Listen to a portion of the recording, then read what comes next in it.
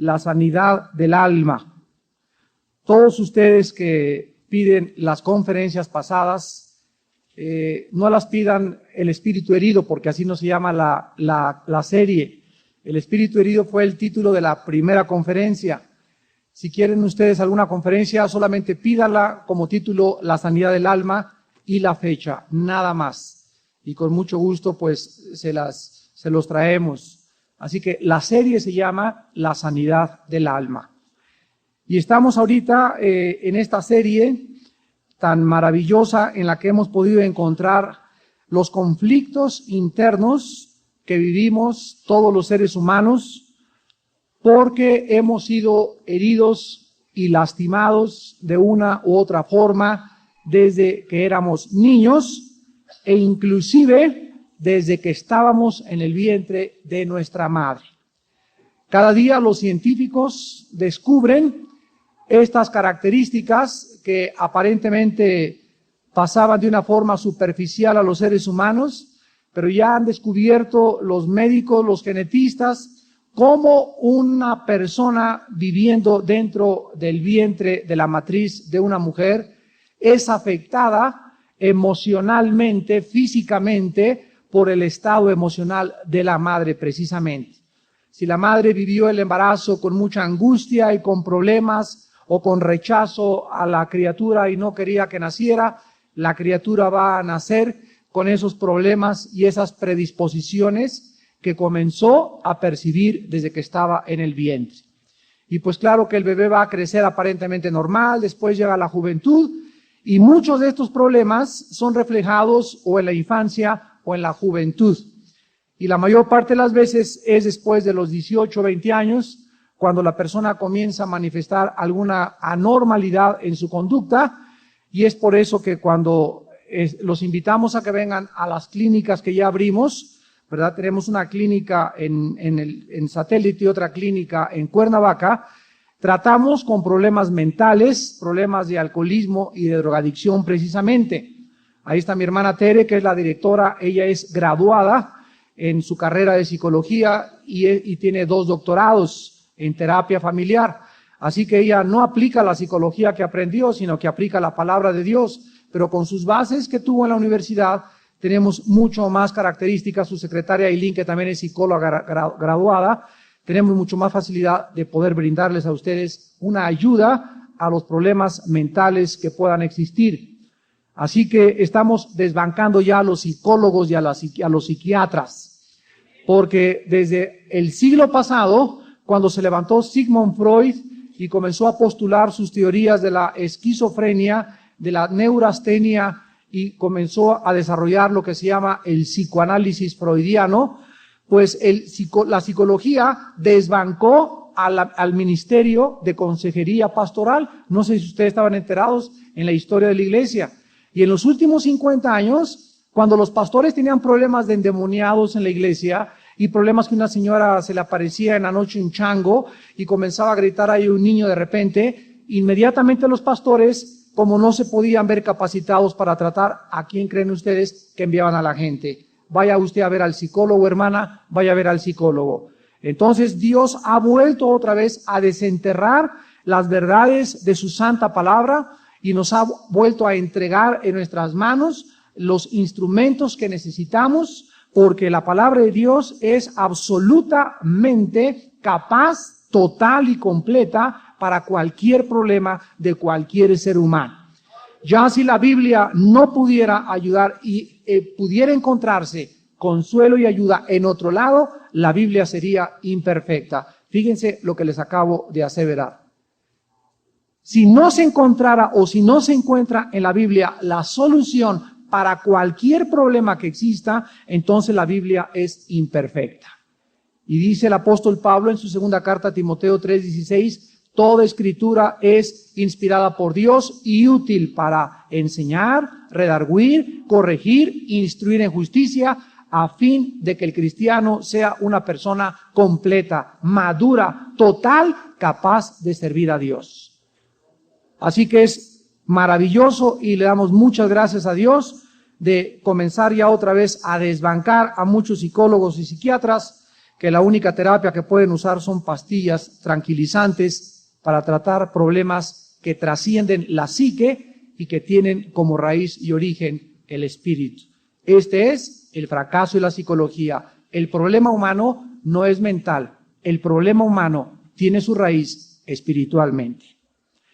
En esta mañana voy a hablar sobre los falsos consuelos. Los falsos consuelos. Ya vimos en nuestra última conferencia de qué forma encontramos la consolación mediante el poder del Espíritu Santo. Una persona que ha sido herida o que ha sido lastimada emocional o espiritualmente no debe tratar de buscar consuelo fuera de Dios. No puede encontrar sanidad ni en ti mismo o en ti misma, ni tampoco en una persona, en una clínica psiquiátrica o psicológica, o en drogas, comida, alcohol, venganza, etcétera, etcétera. Existen muchas formas equivocadas en que una persona lastimada, frustrada, puede encontrar consuelo. Pero repito, este consuelo será temporal, será superficial y te dejará más vacía y más frustrado. En primer lugar, el primer falso consuelo que vamos a analizar en esta mañana es buscar venganza. Es el primer consuelo equivocado. Y vamos a Génesis capítulo 27 a analizar el caso de Esaú y de Jacob. Porque estos dos hermanos, más bien Esaú odiaba a Jacob de una forma profunda. Y cuando él quiso tratar de vengarse, vamos a encontrar en su caso, él había sido lastimado.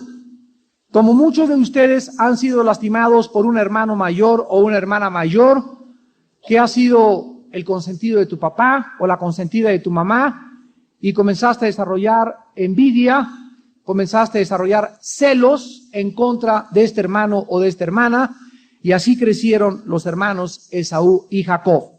Esaú fue lastimado por su hermano Jacob porque Jacob le robó la primogenitura y las bendiciones paternales que en aquella época no tenían carácter reversible. En otras palabras, cuando un patriarca bendecía a un hijo y le decía, sobre ti pongo mi bendición y tú eres la cabeza ahora en mi muerte de la familia, ya no podía otro hijo decirle, papá, bendíceme a mí también. La bendición iba dirigida a uno solo.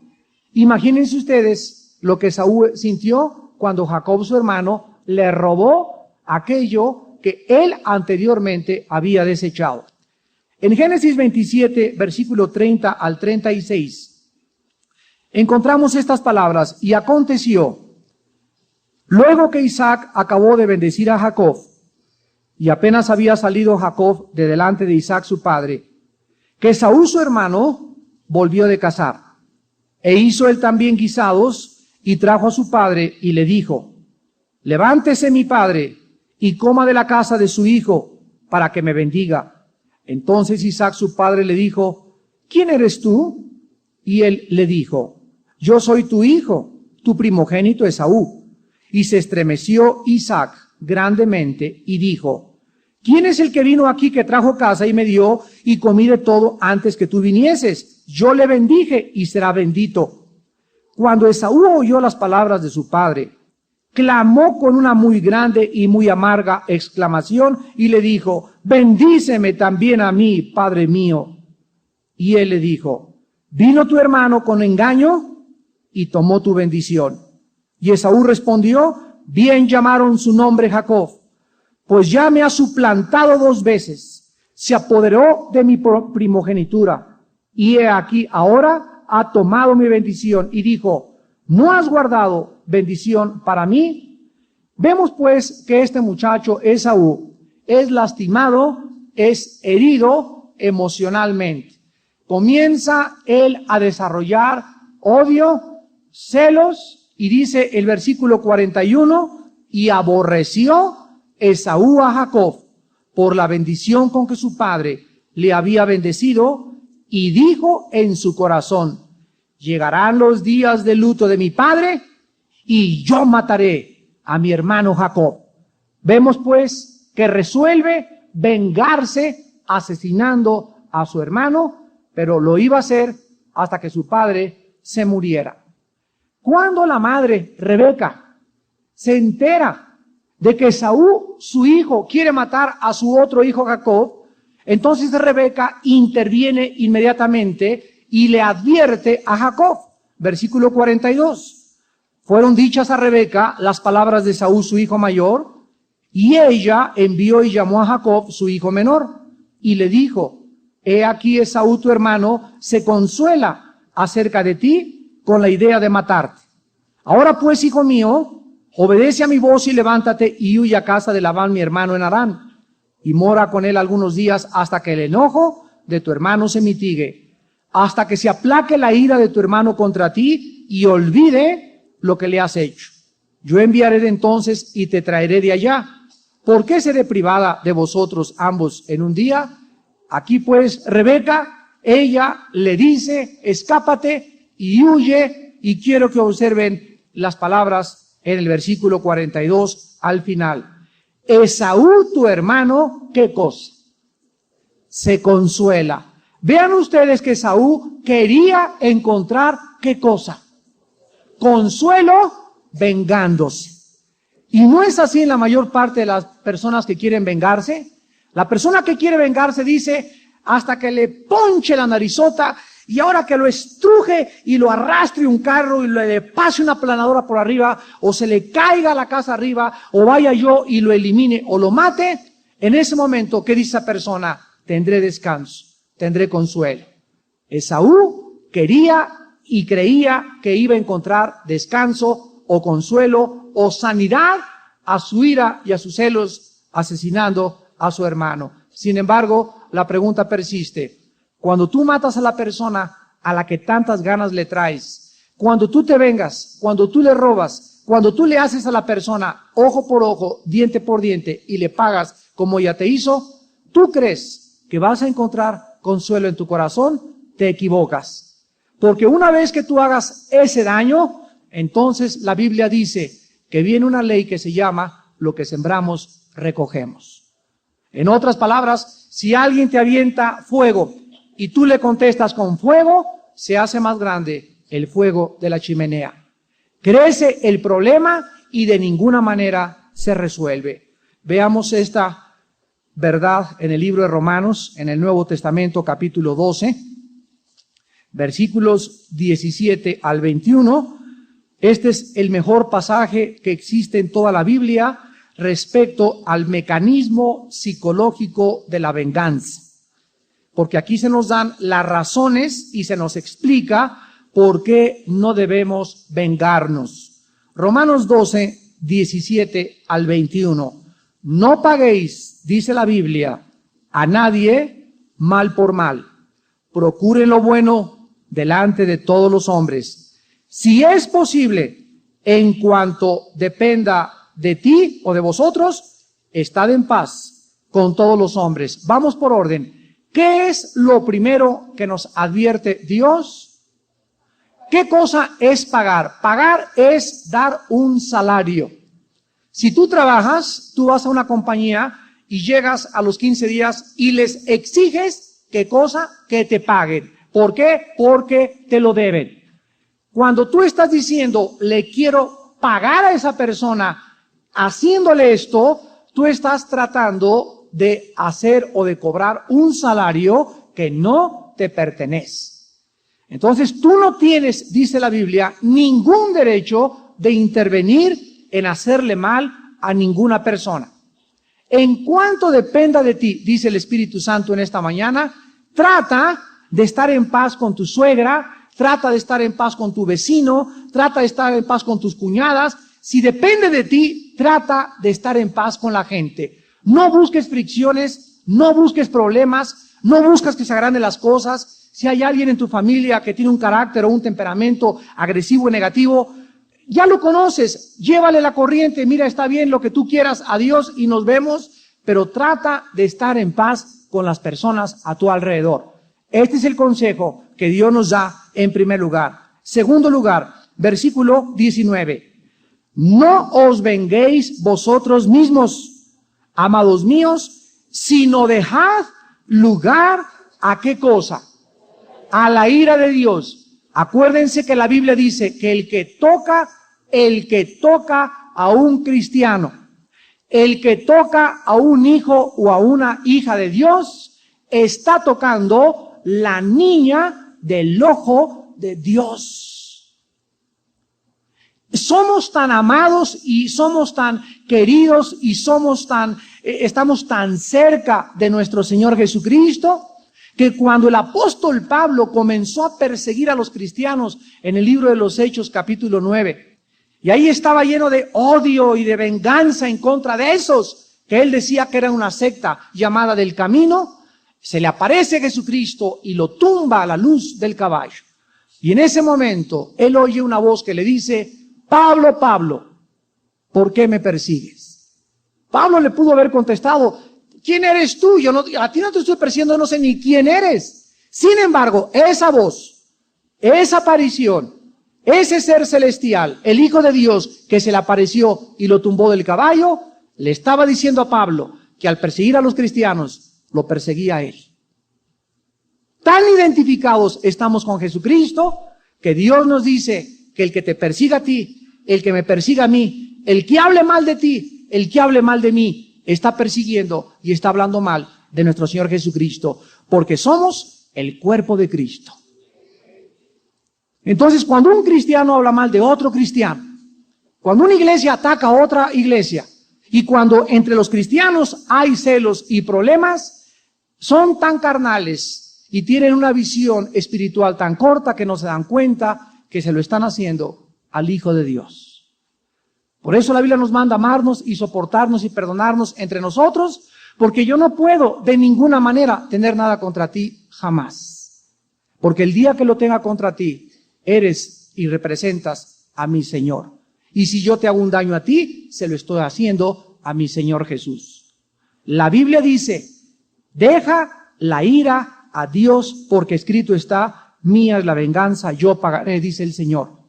En otras palabras, los cristianos, al entrar al reino de Dios, al convertirnos, al nacer de nuevo, entramos a funcionar y a operar bajo otras reglas, bajo otro código de conducta, entramos a operar con otras armas. Antes de que conociera yo a Jesucristo, me vengaba. Antes que conociera yo a Jesucristo, iba al psicólogo. Antes que conociera a Jesucristo, trataba de arreglar las cosas por mí mismo. Ahora entro al reino de Dios y ahora me tengo que sujetar a las nuevas normas y a la nueva ley de Dios. Y ahora Dios me dice: Armando, vas a caminar bajo un nuevo código de conducta. Ahora, cada vez que alguien te haga algo, déjame, dice Dios, que yo intervenga. Deja mi ira. Déjame castigarlo yo, déjame vengarlo yo. Tú allá abajo no muevas un dedo. Ahora bien, sin fe, Hebreos 11:6, es imposible agradar a Dios. ¿Amén? Sin fe es imposible agradar a Dios. Si yo estoy caminando por fe, significa que creo a Dios. Creo a Dios, lo que me está diciendo. Y por fe, no me vengo. Si me vengo, ya no estoy actuando en fe.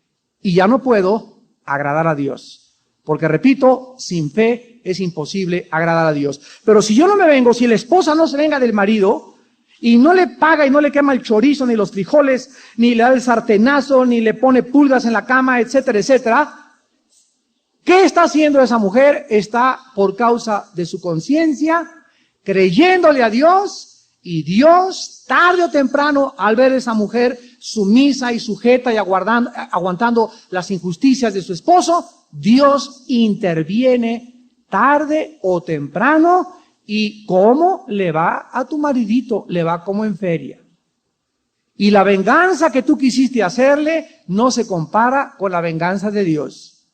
Entonces, una persona que camina en fe no se venga, porque la Biblia dice: no te vengues, déjame tomar la venganza en tu lugar. Ahora bien, no solamente Dios, quiere explicarnos por qué no debemos de vengarnos, sino que Dios también nos da otra razón. Cuando nosotros nos vengamos, o nos cobramos de más o de menos, o se nos pasa la mano en la venganza, o tal vez no fue realmente lo que merecía que se le hiciera a la persona que nos hizo un daño. ¿No es cierto? Muchas veces crees que con un puñetazo ya te vengaste, o con un sartenazo, o con dejar a esa persona. Sin embargo, Dios, como juez justo, como sabio y perfecto ser en el universo, sabe exactamente lo que la persona necesita. Dios no le va a dar ni de más ni de menos. Así que si queremos que se haga justicia equilibrada y equitativa, dejemos lugar a la ira de Dios. Y finalmente, dice el versículo 20 y 21. Así que, si tu enemigo tuviere hambre, dale de comer. ¿Por qué nos manda Dios a nuestros enemigos dale de comer? Porque de esa forma estamos demostrando que no guardamos rencor en el corazón. Qué fácil decirle a tu amiga, pues no te voy a hacer nada, pero no te pares chiquita en mi casa ya nunca. O está bien lo que hizo la hermana, ya no le voy a hacer nada, pero pasa por la calle, ni la miras. ¿Qué estás demostrando? No le hiciste ninguna mala acción, ni te vengaste, ni le pegaste, ni la golpeaste, etcétera, etcétera, pero en tu corazón hay rencor. Y la única forma de vencer ese rencor es ir con esa persona y decirle, mira, te traje unas flores. O mira, te traje un pastel este domingo, hermanita. Tú la que más tú me ves, te vengo a regalar un pastel para que te lo comas como tu familia. Al hacer eso, deshaces a tu enemigo. Lo conmueves y no puede él ni siquiera en su mente entender qué es lo que te está pasando. Sin embargo, dice la Biblia en el versículo 20 que cuando tú haces esto, ascuas de fuego amontonas sobre su cabeza. ¿Saben ustedes lo que Dios nos dice? Que cuando le hacemos regalitos a nuestros enemigos y cuando le sonreímos a nuestro enemigo y a la que está hablando más mal de nosotros y más mal de nosotros, al hacer eso, estamos acelerando su juicio. Porque mientras más bien le hagas tú, más rápido se venga Dios. Esto es lo que significa ascuas de fuego. El fuego es juicio en la Biblia, amontona sobre su cabeza. Mientras más le saques la lengua, mientras más le hagas fuchi y mientras más tengas rencor en tu cabeza, menos Dios lo castigará. Hasta que Dios nos ve que estamos actuando en fe, Señor, no quiero hacer nada, ¿cómo está doña Juanita? Dios la bendiga, yuhu, yuhu, yuhu. Y aquí está su pastelito y aquí está otro. Dios ve la fe en acción, porque la fe sin obras es muerte. ¿De qué te sirve decir, tengo fe, si no tengo cómo demuestro la fe? Entonces, al demostrar la fe, al poner las obras, Dios interviene desde el cielo. Y dice el versículo 21, no seas vencido de lo malo, sino vence el bien con el mal. En otras palabras, si tú le pagas conforme a lo que ella te hizo o a lo que él te hizo, no vas a ganarle. Vas a perder. Escucha esto, vas a perder. Vas a perder más tú que eres cristiano que la otra persona que no es cristiana. Porque la otra persona que no es cristiana, Dios sabe que no sabe cómo responder, pero a nosotros Dios nos exige que respondamos como debemos ser hijos e hijas de Dios. Entonces Dios te promete que Él se venga y Él te salva, pero Dios te promete que si tú te vengas, entonces eres vencido. Tu enemigo te va a vencer.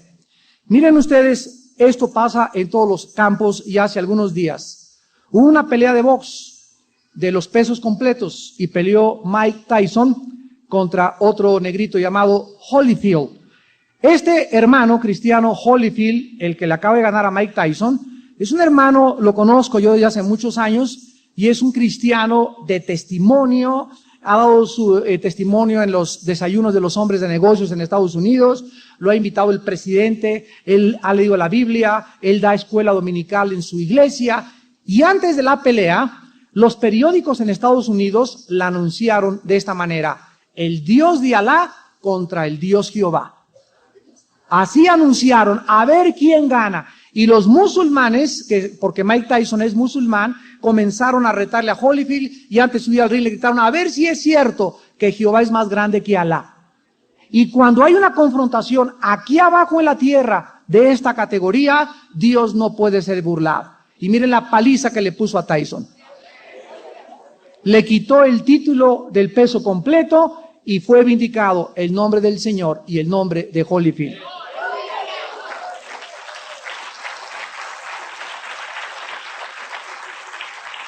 La Biblia dice, no seas vencido de lo malo, sino vence con el bien el mal. La única forma de vencer el mal no es con el mal, solo hay una forma que es la opuesta al mal, el bien. Cuando Jesús colgaba en la cruz del Calvario, la gente creía que Jesucristo había perdido. Sin embargo, el mundo no entendía el mensaje divino de Dios. Jesucristo vencía con el amor el odio. Jesucristo vencía con el amor a Satanás. Jesucristo vencía con el amor y con el perdón.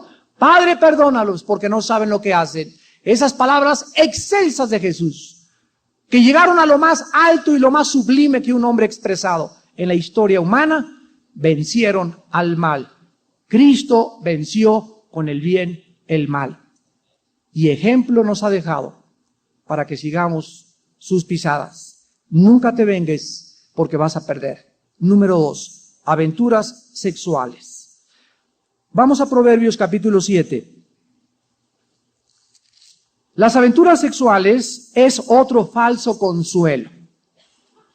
Porque el consuelo verdadero no lo vas a encontrar en el adulterio, ni en la fornicación.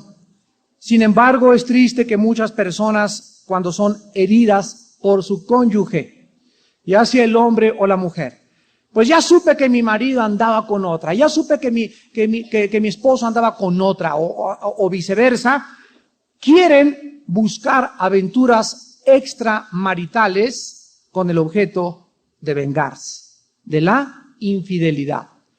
Con el objeto de, pues yo le hago lo mismo, y con el objeto de encontrar un consuelo para poder saciar y satisfacer sus celos, su ira y su coraje. En Proverbios capítulo 7, versículo del 6 al 20, vamos a encontrar el caso de una mujer que aparentemente el marido viajaba mucho. Y esta mujer se comenzó a sentir resentida, se comenzó a sentir solitaria y estaba buscando consolación con algún muchachón que pasara.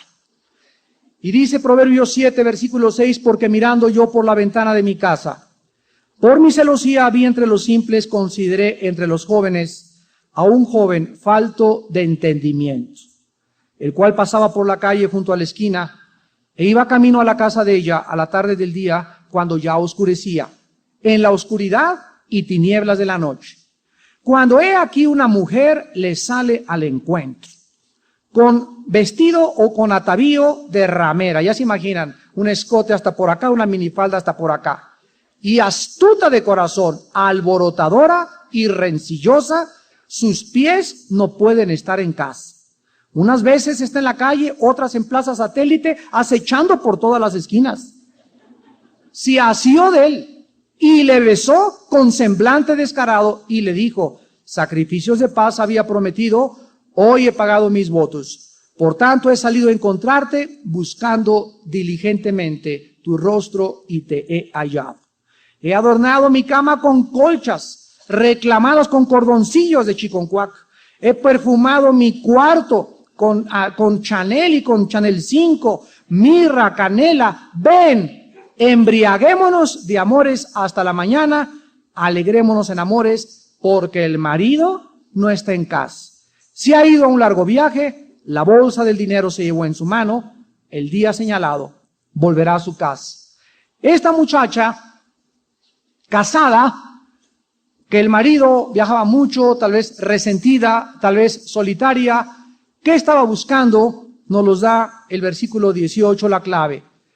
Embriaguémonos de amores hasta la mañana, alegrémonos en amores. La palabra alegrémonos es la palabra hebrea consolémonos. O sea, vamos a comprar la jarra y vamos a comprar el whisky, nos vamos a mi casa, nos vamos a Tequesquitengo y nos olvidamos de todo. Nos ponemos hasta atrás por 2 o 3 días, no hay nadie que nos vea y durante 2 o 3 días nos olvidamos de que tú tienes familia, que yo tengo familia, alegrémonos y pongámonos y emborrachémonos hasta el final. Sin embargo, las personas que hacen eso van a descubrir que el pecado sexual jamás produce consuelo, ni satisfacción, sino que es totalmente lo contrario. La persona que busca consuelo en las relaciones sexuales ilícitas va a encontrar 3 clases de venganza de Dios, 3 formas en las que Dios le va a pagar. Dios le va a pagar a esa persona física, psicológica y espiritualmente. Número 1, físicamente. Puedes contraer una enfermedad que te marque genéticamente por toda tu vida. Puedes contraer una enfermedad venérea que afecte el nacimiento de tus próximos hijos, o puedes inclusive adquirir el SIDA. Ayer decía yo en el mensaje del desayuno que el 60% de las veces en que se usa el condón, fracasa el condón. En otras palabras, de cada 10 condones que uses, 6 fracasan y fallan. Tienes 6 posibilidades cada 10 de adquirir el SIDA con condón. Así que la mentira más grande es el sexo seguro. No hay sexo seguro. El diablo es un mentiroso y las campañas alrededor de publicidad del diablo dicen, ¿vas a viajar? Use condón, sexo seguro. No es cierto. Científicamente, de cada 10 condones, fallan 6. ¿Por qué? Lo dimos también en el mensaje de la homosexualidad en la Biblia el año pasado, acerca del uso del condón. Les expliqué el material con el que está hecho, el látex, el lule, cómo lo probaron científicamente y cómo tenía orificios y cómo era imposible que fuera 100% seguro. Entonces, Dios castiga físicamente. En segundo lugar, psicológicamente. Te va a dejar con mucha culpa. Las personas que usan el sexo ilícitamente son personas con conciencias atormentadas. Son personas que pierden el gozo, pierden la alegría, pierden la paz, se comienzan a enojar con todo mundo, se vuelven irritables. ¿Por qué? Porque están insatisfechas sexualmente. Y número 3, espiritualmente. Dios juzgará a los adúlteros y a los fornicarios. Dice ahí en Proverbios 6, versículo 32. Mas el que comete adulterio es falto de entendimiento. Corrompe su alma el que tal hace, heridas y vergüenza hallará, y su afrenta nunca será borrada. La Biblia dice que el adulterio, la Biblia dice que una relación sexual ilícita corrompe, corroe, te destruye espiritual y moralmente. El alma, Jesucristo dijo, vale más que todo el mundo, cuando Él expresó de qué le sirve al hombre ganar el mundo si pierde su alma. Si tú envenenas tu alma y corrompes tu alma con la inmoralidad, ya no te queda nada de tu propia personalidad. Número 3, otra forma de buscar consuelo equivocadamente, no solamente es buscar venganza, en segundo lugar, aventuras sexuales, sino que también hay mucha gente que en tercer lugar busca un falso consuelo en la comida. En la comida. Vamos a encontrar en la Biblia muchos pasajes donde se nos advierte y donde se nos alerta acerca del abuso de la comida.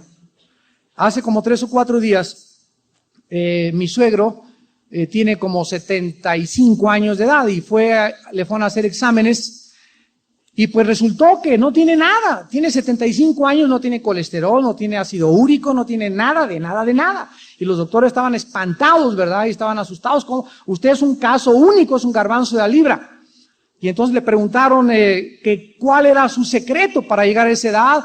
Y él solamente contestó con una palabra: moderación. Toda mi vida, dijo él, he sido moderado. He sido moderado en dormir. He sido moderado desde los 40 años en la comida, he sido moderado en el ejercicio, en todas las cosas que hago, las hago con moderación. Nunca como de más hasta sentirme así con la panzota lleno. ni tomo así cosas, ni bebidas alcohólicas, ni cigarro, ni nada. Todo es moderado. Él es un hombre bastante delgado, que come muy poco, y a eso él le atribuye su salud. Y esto es maravilloso porque ahorita han hecho de la comida un Dios muchos seres humanos. Muchas personas tienen miserias, frustraciones, decepciones y buscan consuelo y se levantan al refrigerador y ahorita me como unas patitas de puerco en vinagreta con una olla de atole para que se le quite a este. O muchas mujeres, ¿verdad?, que el marido les hace algo, se levantan y comen, y cuando se dan cuenta lo están haciendo inconscientemente para vengarse. O para tratar de decir, bueno, pues ya con una caja de chocolates y con esto se me va a olvidar. Sin embargo, cuando estas personas sienten que nadie les hace caso, que nadie las ama, buscan en la comida las necesidades emocionales y espirituales que son falsas totalmente para satisfacer y traer consuelo al corazón. Miren ustedes lo que dice en Proverbios 28, versículo 7. Dice Proverbios 28, 7, el que guarda la ley es hijo prudente, mas el que es compañero ¿de quiénes? De glotones, avergüenza a su padre.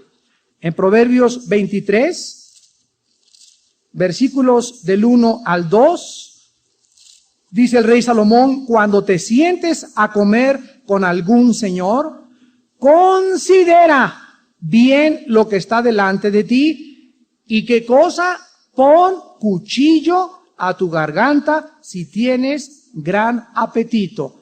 En otras palabras, siempre que llegues a un bufete o alguien te invite a comer, que no se te vayan los ojos y quiero probar de este postre y de este, a la romana. Porque los romanos, ustedes saben que llegaron al degeneramiento total cuando en los banquetes que tenían, ¿saben lo que hacían? Probaban camarones, probaban cochinita pibil, tacos, chorizo de Toluca, todo lo probaban. Y después que probaban toda la parrillada y 3 o 4 postres, se metían al baño, se metían una pluma y volvían la comida para seguir comiendo.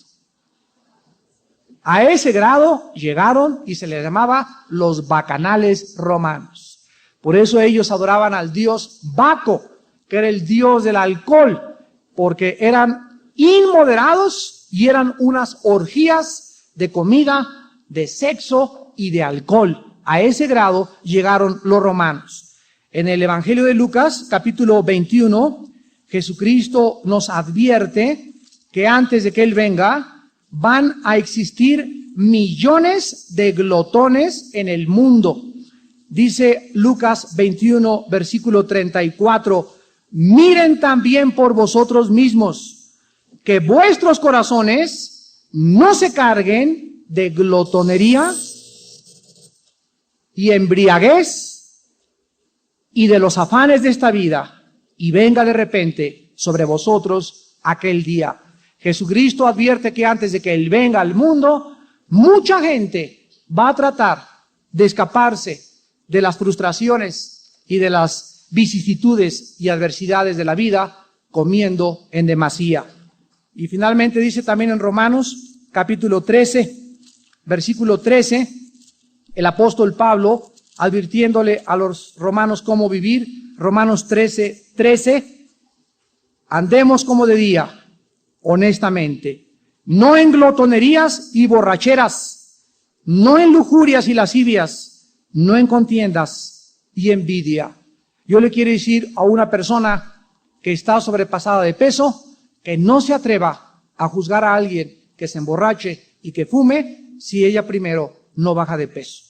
¿Escuchaste? Hay muchas personas que dicen, ¿ya viste que fumó? ¿Ya viste? ¿Y ya viste la panzota que traes tú? O sea, creen que el fumar es más pecado o que el emborracharse que el comer. Y esto no es verdad. La Biblia pone en el mismo lugar a los glotones, a los fumaderos, a los fumadores y a los drogadictos. Así que antes de que tú le mires la viga en el ojo a tu prójimo, vete, o la paga, vete la viga que tienes tú. Y vete nomás que ya traes un púlpito integrado aquí. Hermanos en Jesucristo, ¿dónde se encuentra el verdadero consuelo y cómo podemos encontrar el verdadero consuelo? Al contrario de todos estos medios falsos, la Biblia nos muestra el lugar, la persona donde encontremos el consuelo para frustraciones sexuales, para venganzas, para frustraciones de comida, para desaires y para todas las cosas que nos lastiman. Para poder encontrar consuelo, se necesitan dar 3 pasos.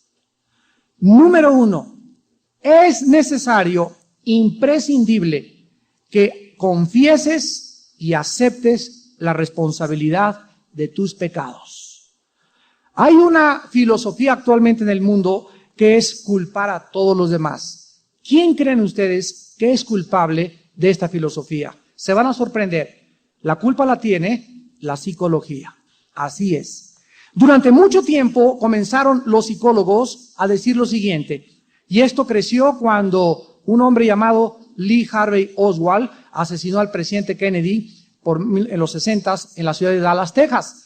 Cuando trajeron a Harvey Oswald al banquillo de los acusados, ya que estaba asesinado Harvey Oswald, comenzaron a defenderlo diciendo lo siguiente: pobre asesino, cuando era niño no tuvo papá, no tuvo mamá, fue hijo de esto, estuvo en un orfanatorio y fue abandonado y fue rechazado y después lo corrieron de la marina y le pasaron esto. Total que esa persona que asesinó al presidente Kennedy acabó resultando que no era culpable, que no era responsable de sus acciones y que toda la culpa era al medio ambiente.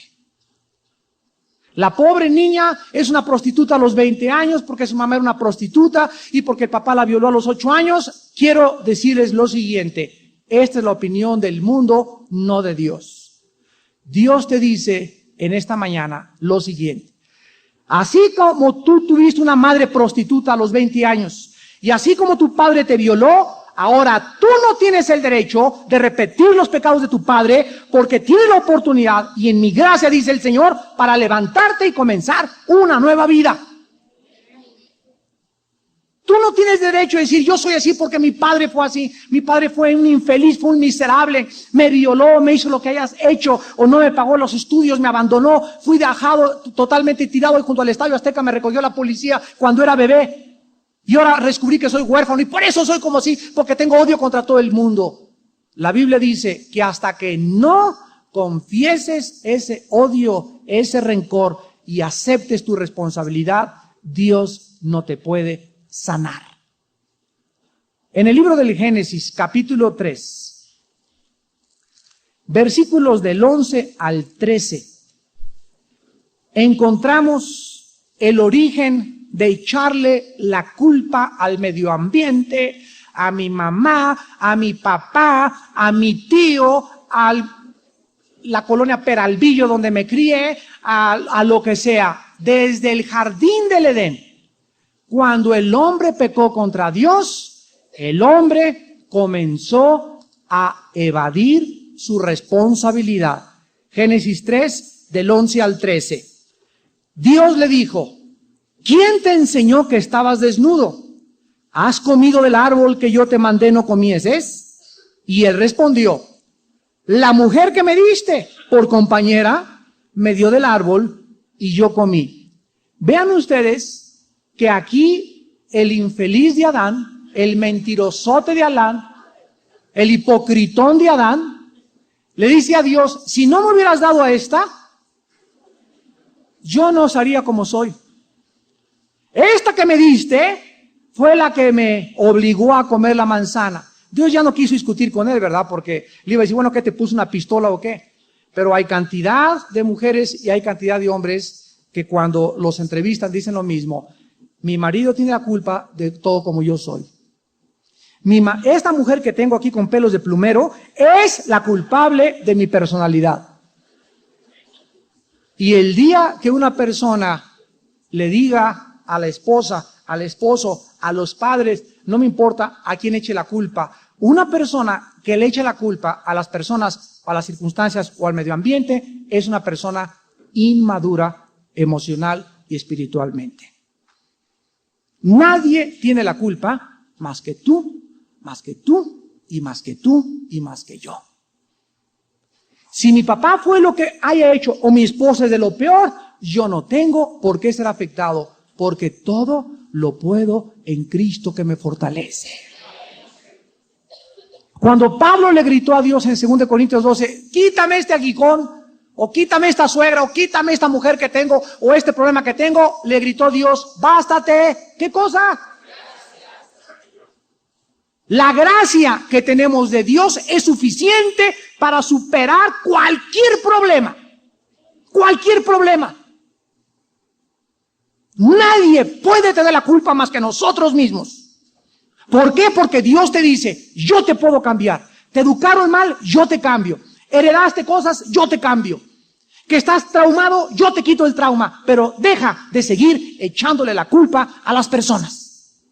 Ya madura, enfréntate con tu responsabilidad y dile, sí, Señor, yo soy, y yo soy el que no quiero cambiar, y yo soy como soy, y quiero con tu gracia transformarme y cambiar mi manera de vivir. Y entonces podrás dar el primer paso para poder crecer en la responsabilidad. La Biblia nos enseña en el libro de Jeremías capítulo 2, versículo 17 y 19, que la mayor parte de las veces una persona no podrá experimentar el perdón porque estas personas tienen como raíz que abandonaron a Dios. Estoy hablando en esta mañana a un auditorio que supongo que la mayoría son cristianos. Esta es una conferencia para cristianos. Entonces, cuando hablamos de que un cristiano sigue amargado y sigue rencoroso, etcétera, etcétera, miren ustedes, dice Dios, no es el problema con tu esposa o con tu esposo, tú me has dejado. Dice Jeremías 2, versículo 17, ¿no te acarrió esto el haber dejado a Jehová tu Dios cuando te conducía por el camino? Versículo 19, tu maldad te castigará, tus rebeldías te condenarán. Sabe pues y ve cuán malo y amargo es el haber dejado tú a Jehová tu Dios y faltar mi temor en ti, dice el Señor Jehová de los ejércitos. Si tú analizaras en lo profundo de tu corazón, cuando llegan a consejería los hermanos y las hermanas, tengo este problema con mi esposo y fíjate, no me aguanto y he cambiado desde que él me grita, etcétera, etcétera, lo primero que los consejeros le preguntamos a la gente es, ¿cómo está tu relación con Dios? Bueno, hermano, es que por los problemas me he alejado. Ah, ahí está la razón. Es que ¿cómo quiere que no tengo tiempo ni para orar, ni estoy tan enojada que no tengo tiempo ni a abrir la Biblia? Ahí está el problema. No es tu esposo, no es tu esposa, es que dejaste a Jehová. Ahí está la raíz. ¿Por qué? Porque el que habita al abrigo del Altísimo, el que vive cerca de Dios, vive cubierto por Dios.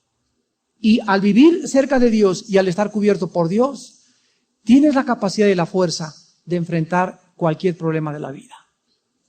Con gozo, con paz, con tranquilidad, con madurez emocional. Te enfrentas a la vida llena del Espíritu Santo. En esta mañana, arrepiéntanse. Arrepiéntanse muchos de ustedes que son tan inmaduros. Ya tienes 30, 40, 50 años de edad y eres inmaduro emocional, psicológica y espiritualmente. Ya deja de ser un niño llevado por cualquier viento de doctrina. Ya deja de navegar en aguas que ahora piensas esto y ahora piensas aquello y está sube y baja. Ya madura. Ya echa fundamentos profundos en tu vida. Date cuenta que tenemos que ver la vida con realidad. Tenemos que ver la vida con responsabilidad. Tenemos que cobrar conciencia de que las cosas que hacemos tienen consecuencias siempre para bien o para mal. Y que muchos de nuestros sufrimientos que tenemos ahorita y de nuestros problemas actuales son las consecuencias de decisiones equivocadas de nuestro pasado. Nadie más que tú tiene la culpa de todo lo que estás sufriendo, porque si no hubieras hecho esas decisiones, no tendrías los problemas que tienes tal vez. Ahora bien, recoge la cosecha maduramente, emocionalmente, confiesa tu pecado, acepta tu responsabilidad y comienza a sembrar la buena semilla en tu propio corazón. Pasa más tiempo con Dios. Dile, oh Dios, examíname. Vamos a inclinar nuestra cabeza. Dile en esta mañana, Señor, examíname. Conoce mis pensamientos, porque contra ti he pecado.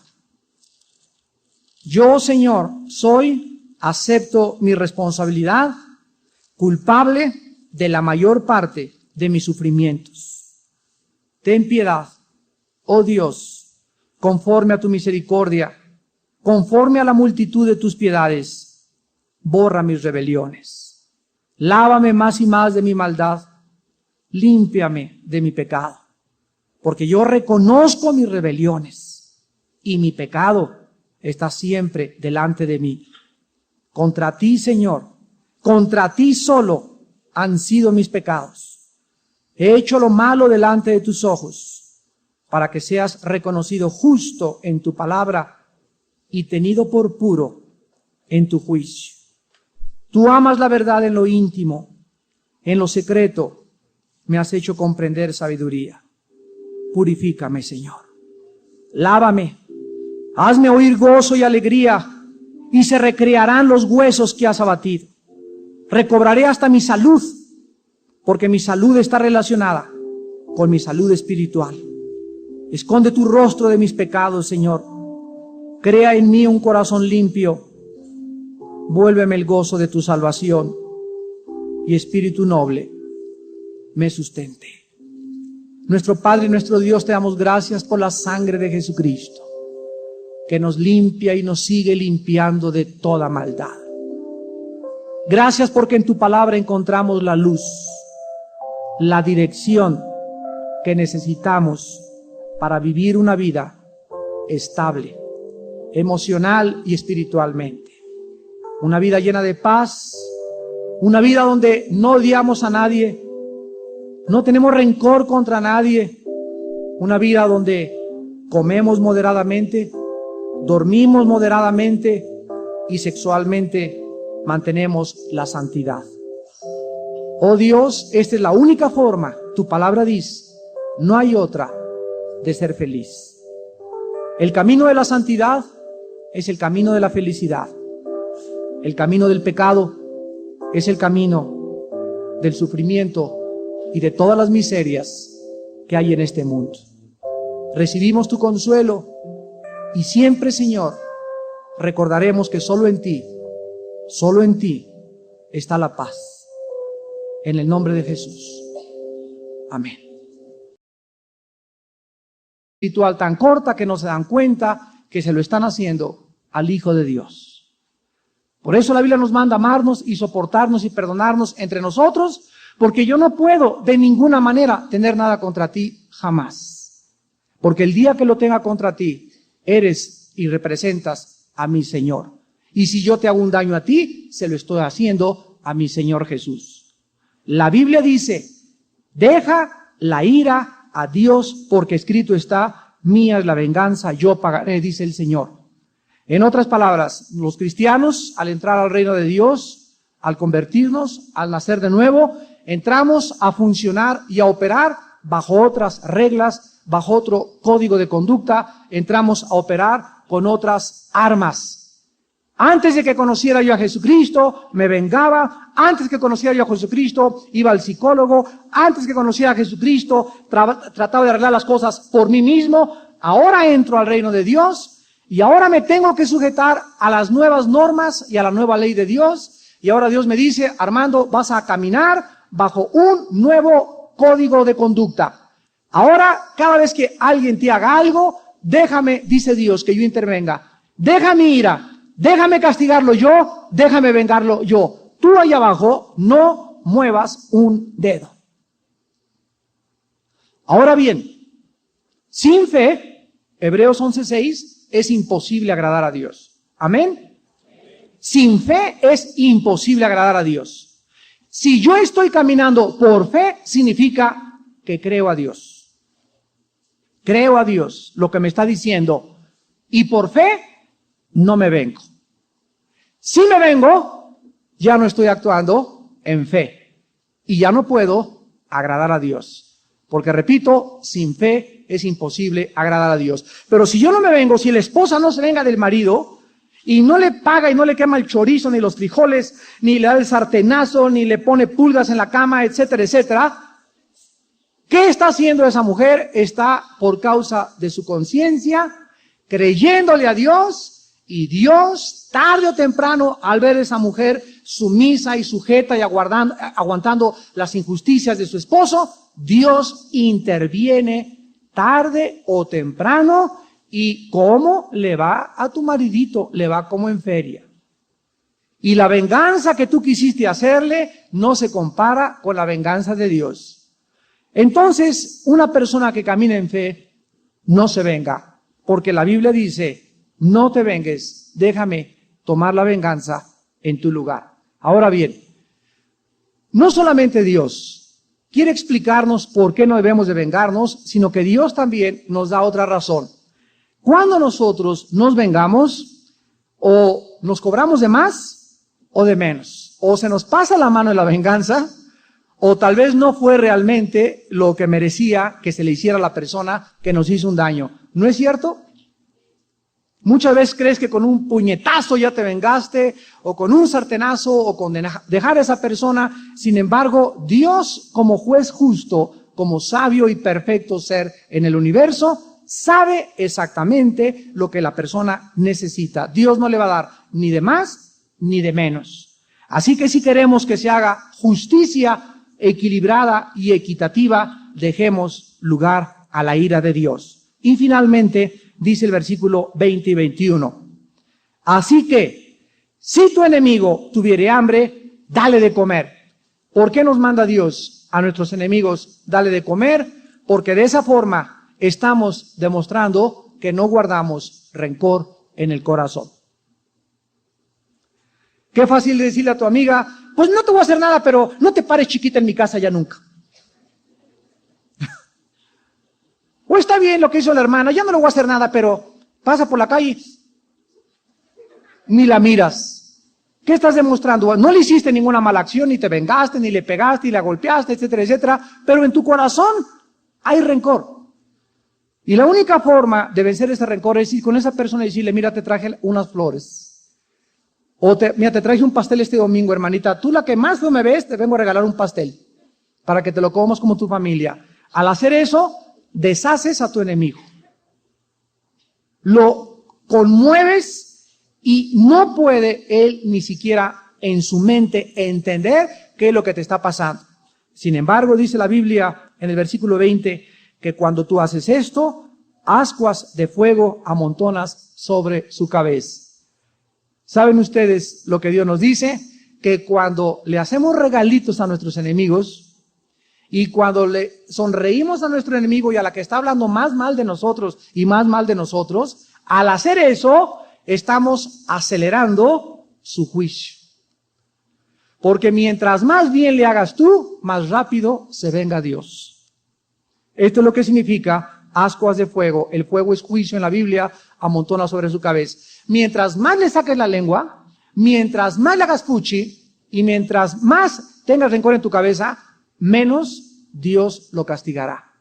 Hasta que Dios nos ve que estamos actuando en fe. Señor, no quiero hacer nada. ¿Cómo está doña Juanita? Dios la bendiga. Yuhu, yuhu, yuhu. Y aquí está su pastelito y aquí está otro. Dios ve la fe en acción, porque la fe sin obras es muerte. ¿De qué te sirve decir, tengo fe, si no tengo cómo demuestro la fe? Entonces, al demostrar la fe, al poner las obras, Dios interviene desde el cielo. Y dice el versículo 21, no seas vencido de lo malo, sino vence el bien con el mal.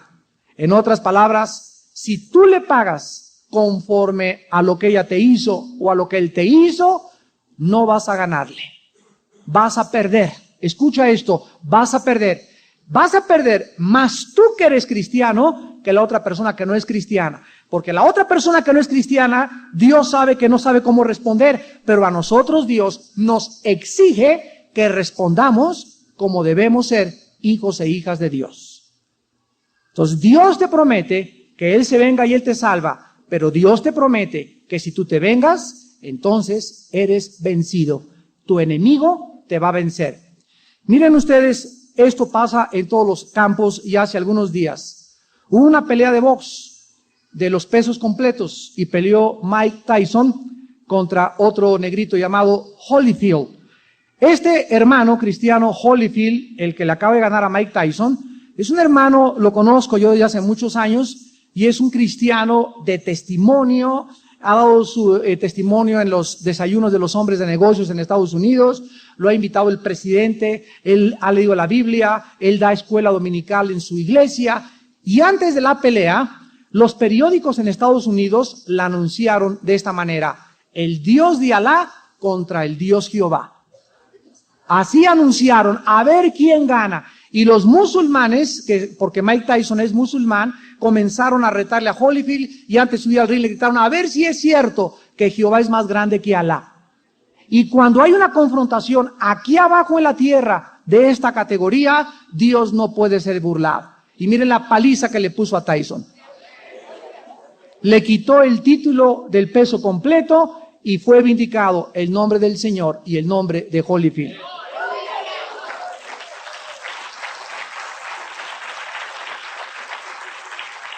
La Biblia dice, no seas vencido de lo malo, sino vence con el bien. La sanidad del alma. Todos ustedes que piden las conferencias pasadas, no las pidan el espíritu herido, porque así no se llama la serie. El espíritu herido fue el título de la primera conferencia. Si quieren ustedes alguna conferencia, solamente pídala como título La sanidad del alma y la fecha, nada más. Y con mucho gusto pues se los traemos. Así que la serie se llama La sanidad del alma. Y estamos ahorita en esta serie tan maravillosa en la que hemos podido encontrar los conflictos internos que vivimos todos los seres humanos, porque hemos sido heridos y lastimados de una u otra forma desde que éramos niños e inclusive desde que estábamos en el vientre de nuestra madre. Cada día los científicos descubren estas características que aparentemente pasaban de una forma superficial a los seres humanos, pero ya han descubierto los médicos, los genetistas, cómo una persona viviendo dentro del vientre de la matriz de una mujer es afectada emocionalmente, físicamente, por el estado emocional de la madre precisamente. Si la madre vivió el embarazo con mucha angustia y con problemas o con rechazo a la criatura y no quería que naciera, la criatura va a nacer con esos problemas y esas predisposiciones que comenzó a percibir desde que estaba en el vientre. Y pues claro que el bebé va a crecer aparentemente normal, después llega la juventud y muchos de estos problemas son reflejados o en la infancia o en la juventud. Y la mayor parte de las veces es después de los 18 o 20 años cuando la persona comienza a manifestar alguna anormalidad en su conducta, y es por eso que cuando los invitamos a que vengan a las clínicas que ya abrimos, ¿verdad? Tenemos una clínica en Satélite y otra clínica en Cuernavaca. Tratamos con problemas mentales, problemas de alcoholismo y de drogadicción precisamente. Ahí está mi hermana Tere, que es la directora. Ella es graduada en su carrera de psicología y tiene 2 doctorados en terapia familiar. Así que ella no aplica la psicología que aprendió, sino que aplica la palabra de Dios, pero con sus bases que tuvo en la universidad.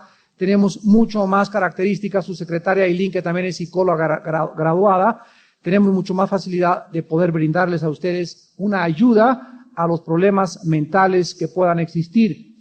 Así que estamos desbancando ya a los psicólogos y a los psiquiatras, porque desde el siglo pasado, cuando se levantó Sigmund Freud y comenzó a postular sus teorías de la esquizofrenia, de la neurastenia, y comenzó a desarrollar lo que se llama el psicoanálisis freudiano, pues la psicología desbancó al Ministerio de Consejería Pastoral. No sé si ustedes estaban enterados en la historia de la iglesia. Y en los últimos 50 años, cuando los pastores tenían problemas de endemoniados en la iglesia y problemas que una señora se le aparecía en la noche un chango y comenzaba a gritar ahí un niño de repente, inmediatamente los pastores como no se podían ver capacitados para tratar, ¿a quién creen ustedes que enviaban a la gente? Vaya usted a ver al psicólogo, hermana, vaya a ver al psicólogo. Entonces Dios ha vuelto otra vez a desenterrar las verdades de su santa palabra y nos ha vuelto a entregar en nuestras manos los instrumentos que necesitamos, porque la palabra de Dios es absolutamente capaz, total y completa para cualquier problema de cualquier ser humano. Ya si la Biblia no pudiera ayudar y pudiera encontrarse consuelo y ayuda en otro lado, la Biblia sería imperfecta. Fíjense lo que les acabo de aseverar. Si no se encontrara o si no se encuentra en la Biblia la solución para cualquier problema que exista, entonces la Biblia es imperfecta. Y dice el apóstol Pablo en su segunda carta a Timoteo 3:16, toda escritura es inspirada por Dios y útil para enseñar, redarguir, corregir, instruir en justicia, a fin de que el cristiano sea una persona completa, madura, total, capaz de servir a Dios. Así que es maravilloso y le damos muchas gracias a Dios de comenzar ya otra vez a desbancar a muchos psicólogos y psiquiatras que la única terapia que pueden usar son pastillas tranquilizantes para tratar problemas que trascienden la psique y que tienen como raíz y origen el espíritu. Este es el fracaso de la psicología. El problema humano no es mental. El problema humano tiene su raíz espiritualmente. En esta mañana voy a hablar sobre los falsos consuelos. Los falsos consuelos. Ya vimos en nuestra última conferencia de qué forma encontramos la consolación mediante el poder del Espíritu Santo. Una persona que ha sido herida o que ha sido lastimada emocional o espiritualmente no debe tratar de buscar consuelo fuera de Dios. No puede encontrar sanidad ni en ti mismo o en ti misma, ni tampoco en una persona, en una clínica psiquiátrica o psicológica, o en drogas, comida, alcohol, venganza, etcétera, etcétera. Existen muchas formas equivocadas en que una persona lastimada, frustrada, puede encontrar consuelo. Pero repito, este consuelo será temporal, será superficial y te dejará más vacía y más frustrado. En primer lugar, el primer falso consuelo que vamos a analizar en esta mañana es buscar venganza. Es el primer consuelo equivocado.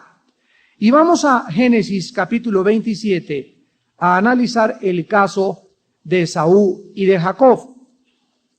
Porque estos dos hermanos, más bien Esaú odiaba a Jacob de una forma profunda. Y cuando él quiso tratar de vengarse, vamos a encontrar en su caso, él había sido lastimado. Como muchos de ustedes han sido lastimados por un hermano mayor o una hermana mayor, que ha sido el consentido de tu papá o la consentida de tu mamá, y comenzaste a desarrollar envidia, comenzaste a desarrollar celos en contra de este hermano o de esta hermana, y así crecieron los hermanos Esaú y Jacob. Esaú fue lastimado por su hermano Jacob porque Jacob le robó la primogenitura y las bendiciones paternales que en aquella época no tenían carácter reversible. En otras palabras, cuando un patriarca bendecía a un hijo y le decía, sobre ti pongo mi bendición y tú eres la cabeza ahora en mi muerte de la familia, ya no podía otro hijo decirle, papá, bendíceme a mí también. La bendición iba dirigida a uno solo. Imagínense ustedes lo que Esaú sintió cuando Jacob, su hermano, le robó aquello que él anteriormente había desechado.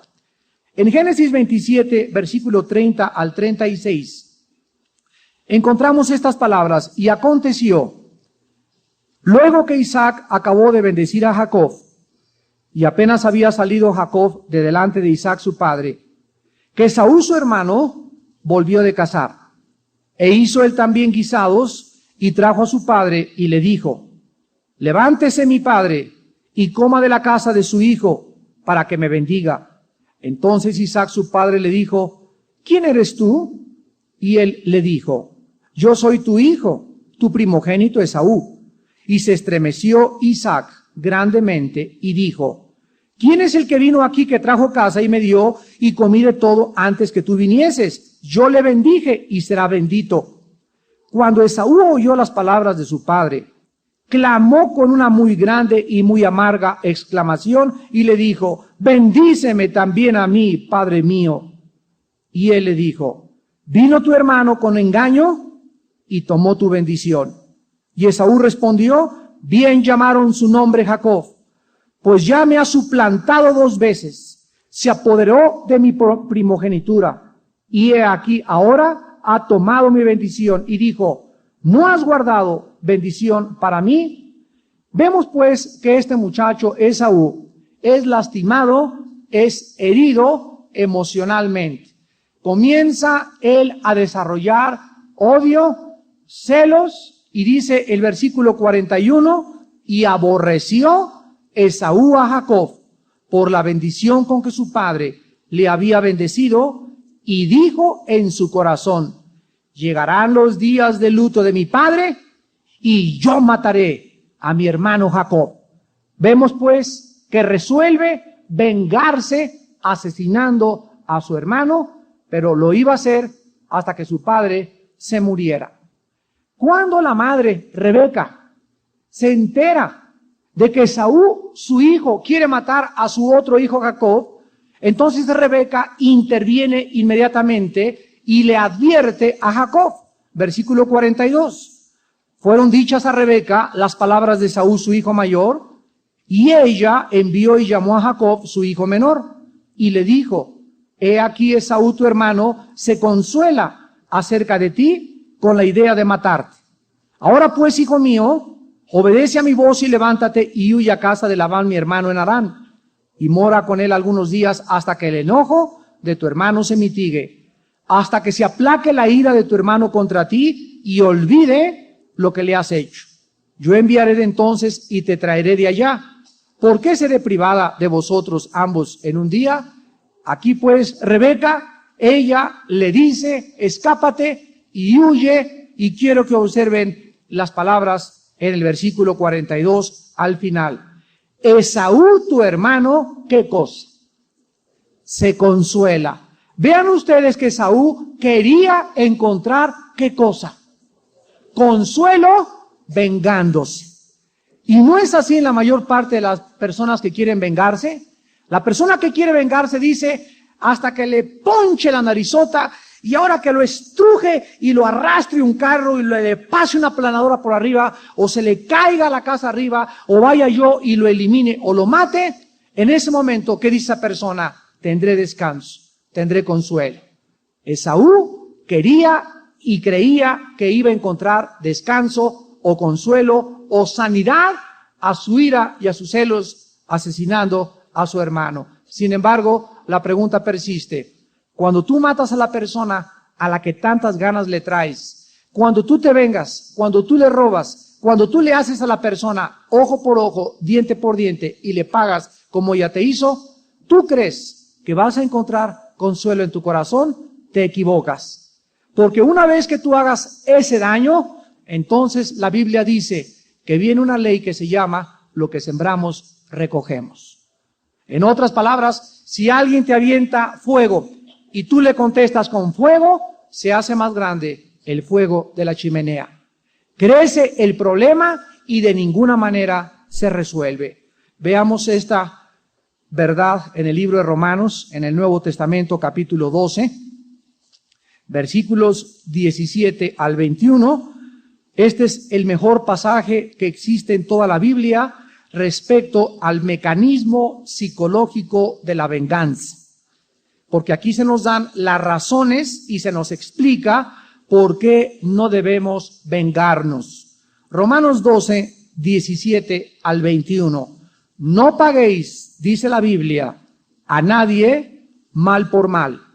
Procuren lo bueno delante de todos los hombres. Si es posible, en cuanto dependa de ti o de vosotros, estad en paz con todos los hombres. Vamos por orden. ¿Qué es lo primero que nos advierte Dios?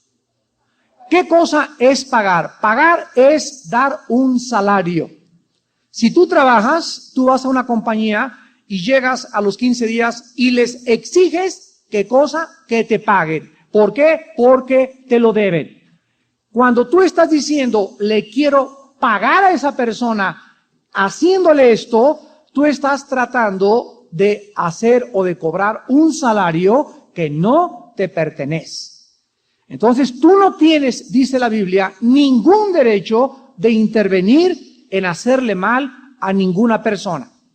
En cuanto dependa de ti, dice el Espíritu Santo en esta mañana, trata de estar en paz con tu suegra, trata de estar en paz con tu vecino, trata de estar en paz con tus cuñadas. Si depende de ti, trata de estar en paz con la gente. No busques fricciones, no busques problemas, no busques que se agranden las cosas. Si hay alguien en tu familia que tiene un carácter o un temperamento agresivo y negativo, ya lo conoces, llévale la corriente, mira, está bien lo que tú quieras, adiós y nos vemos, pero trata de estar en paz con las personas a tu alrededor. Este es el consejo que Dios nos da en primer lugar. Segundo lugar, versículo 19. No os venguéis vosotros mismos, amados míos, sino dejad lugar a ¿qué cosa? A la ira de Dios. Acuérdense que la Biblia dice que el que toca a un cristiano, el que toca a un hijo o a una hija de Dios, está tocando la niña del ojo de Dios. Somos tan amados y somos tan queridos y estamos tan cerca de nuestro Señor Jesucristo, que cuando el apóstol Pablo comenzó a perseguir a los cristianos en el libro de los Hechos capítulo 9, y ahí estaba lleno de odio y de venganza en contra de esos que él decía que era una secta llamada del Camino, se le aparece Jesucristo y lo tumba a la luz del caballo. Y en ese momento él oye una voz que le dice, Pablo, Pablo, ¿por qué me persigues?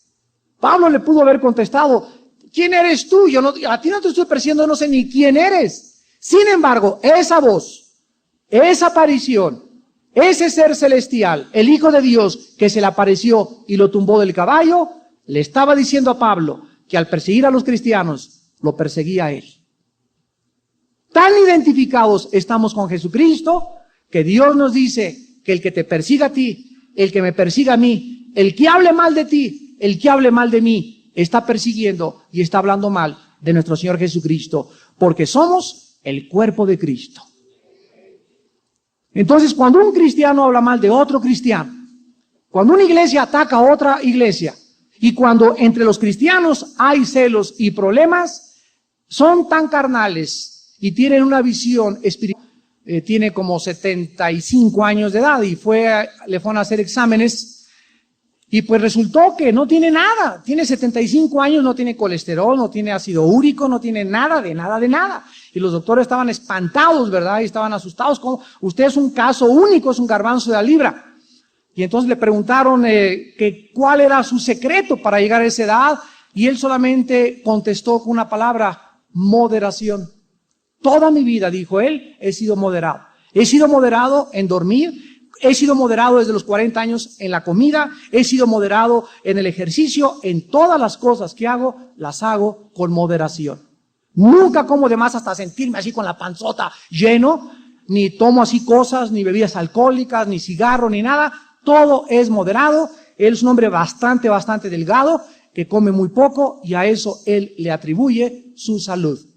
Y esto es maravilloso porque ahorita han hecho de la comida un Dios muchos seres humanos. Muchas personas tienen miserias, frustraciones, decepciones y buscan consuelo y se levantan al refrigerador y ahorita me como unas patitas de puerco en vinagreta con una olla de atole para que se le quite a este.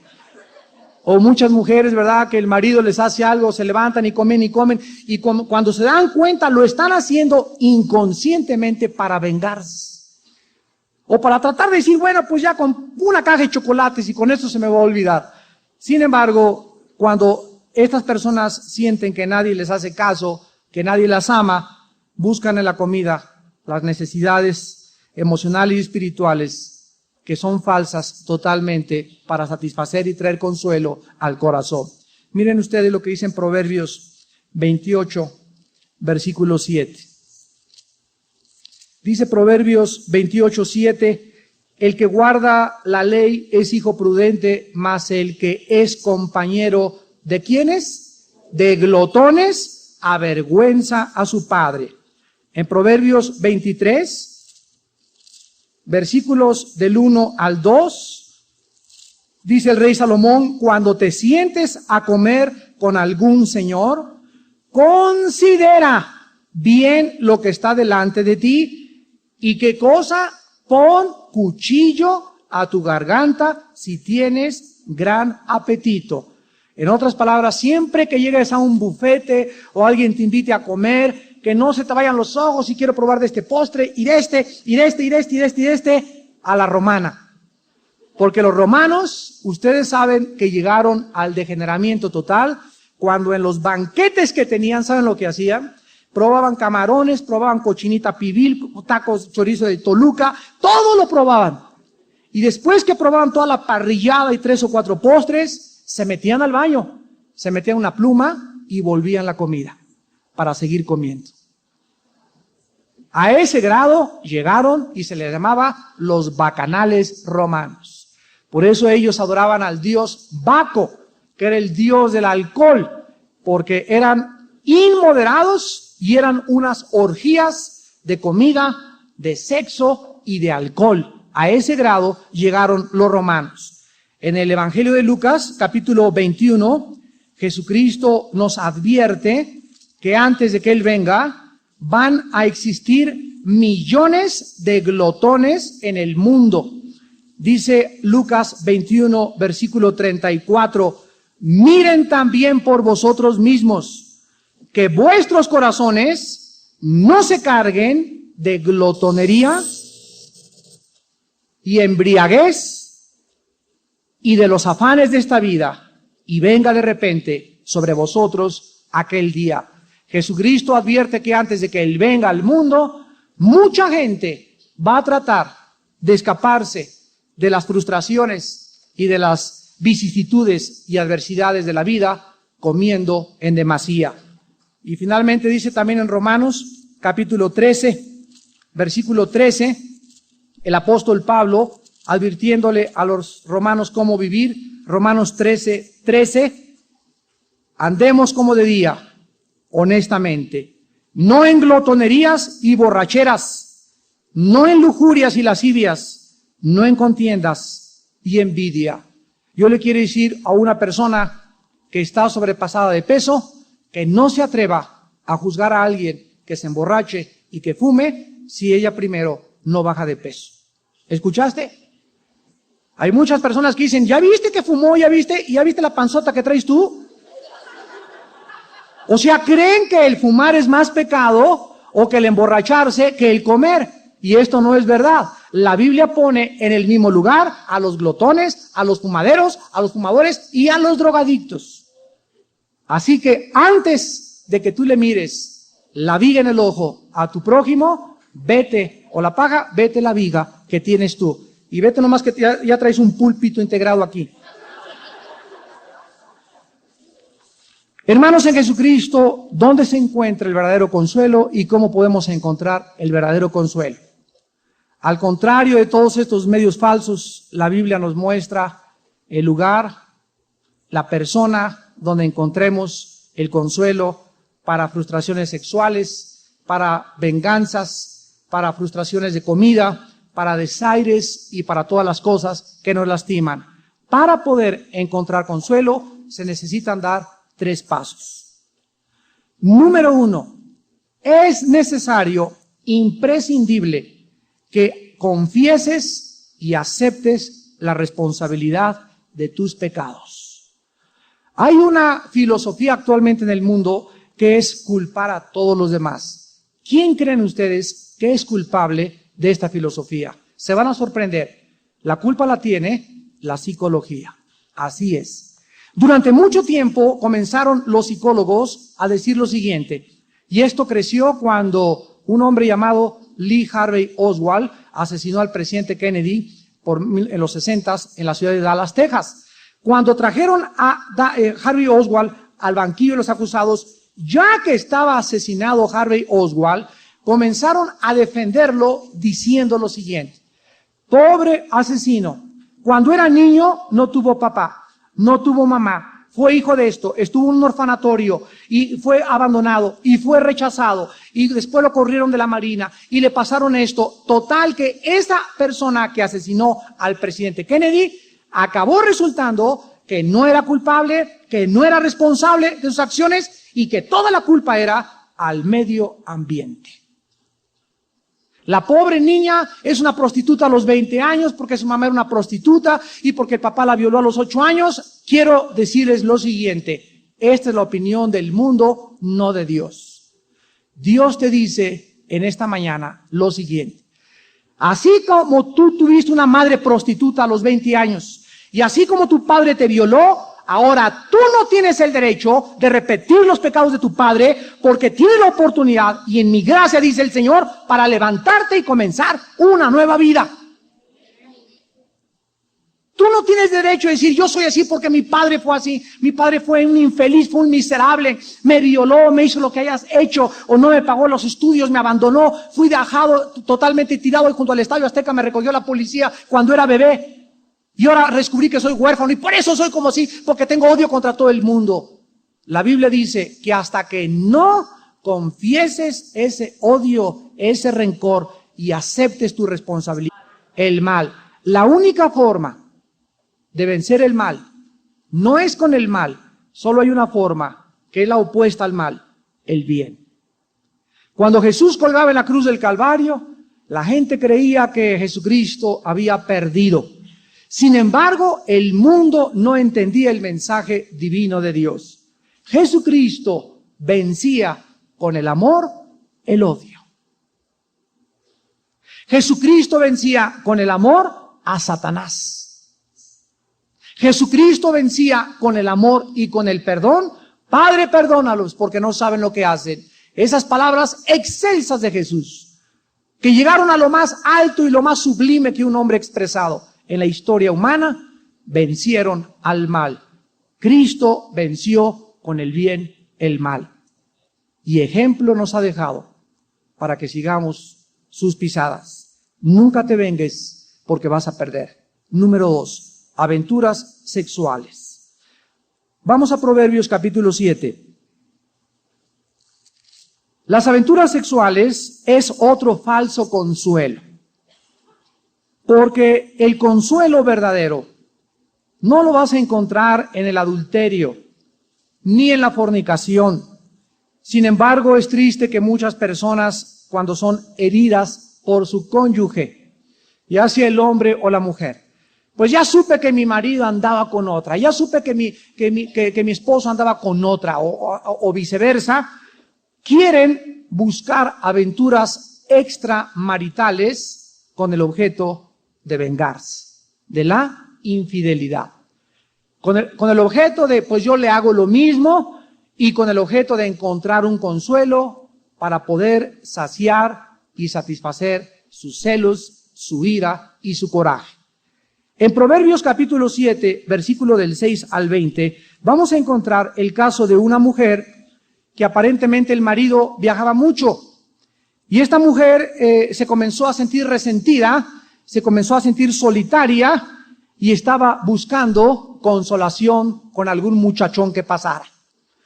Y dice Proverbios 7, versículo 6, porque mirando yo por la ventana de mi casa, por mi celosía vi entre los simples, consideré entre los jóvenes a un joven falto de entendimiento, el cual pasaba por la calle junto a la esquina e iba camino a la casa de ella a la tarde del día, cuando ya oscurecía, en la oscuridad y tinieblas de la noche.